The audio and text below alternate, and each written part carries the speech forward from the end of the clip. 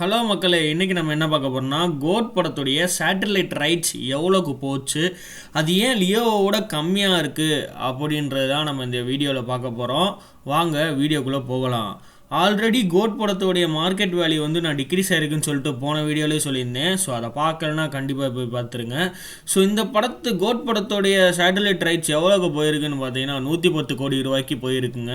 So already நம்ம விஜய் நடித்த Leo படத்துடைய சேட்டலைட் ரைட்ஸ் வந்து 125 கோடி போச்சு. ஸோ 15 கோடி இந்த படத்துடைய மார்க்கெட் வேல்யூ டிக்ரீஸ் ஆகிருக்கு அப்படின்றதுக்கு ஒரு பெரிய ரீசனே இருக்குது. நம்ம ஏஜிஎஸ் தரப்பில் இருந்துட்டு 150 கோடிக்கு கீழே நாங்கள் சேட்டலைட் தரல அப்படின்னு சொல்லிட்டு அமேசான் 140 கோடிக்கு அப்ரோச் பண்ணப்போ வந்துட்டு தரமாட்டோன்னு சொல்லிட்டாங்க.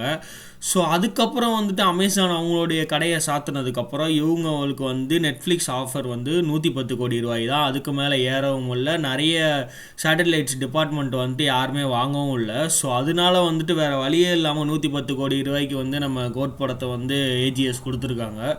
ஸோ இது டேபிள் வேல்யூவாகவே பார்த்தீங்கன்னா லியோ படத்தை விட ரொம்ப டிக்ரீஸில் இருக்குது அப்படின்ற மாதிரி ஒரு தகவல் கிடச்சிருக்குங்க.